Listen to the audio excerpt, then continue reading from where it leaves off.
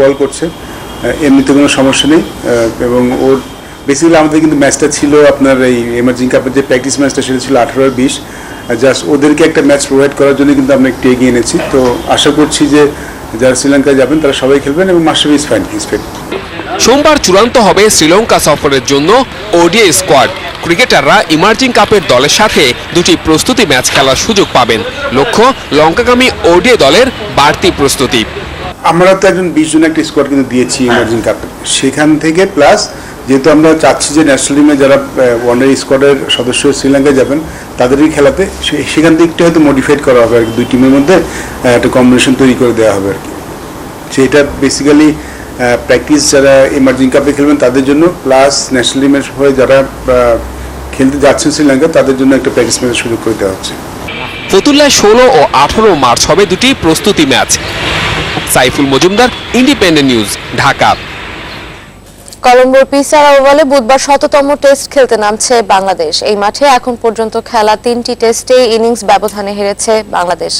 টেস্টে সর্বনিম্ন ৬২ রানের লজ্জাও এখানেই।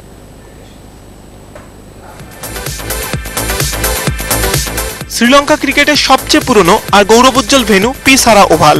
১৯৮২ সালে এখানেই ইংল্যান্ডের বিপক্ষে টেস্ট অভিষেক হয় লঙ্কানদের। ৩ বছর পর প্রথম টেস্ট জয়ও এই মাঠেই। উপমহাদেশের কেবল এই মাঠেই খেলেছেন ডন ব্র্যাডম্যান। তবে পিসারা ওভালের স্মৃতি বাংলাদেশের কাছে দুঃস্বপ্নের মতো। এখন পর্যন্ত এই মাঠে ২১ টেস্টে ইনিংস পরাজয় ৩টিতেই পরাজিত দল বাংলাদেশ। মাত্র ২৫ ওভার ২ বলে ৬২ রানে অল আউটের দুঃস্মৃতিও এই ভেন্যুতে।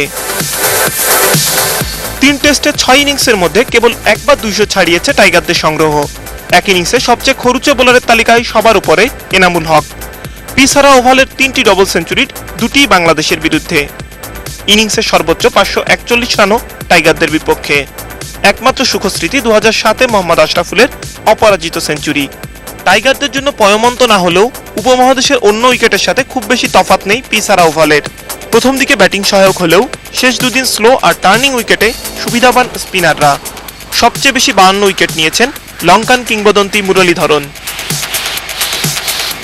প্রেমাদাসা স্টেডিয়াম চালু হওয়ার পর খেলা কমেছে পিসারা ওভালে। সবশেষ টেস্ট হয়েছে ২০১৫ সালের অক্টোবরে। Kaushik Sur, Independent news.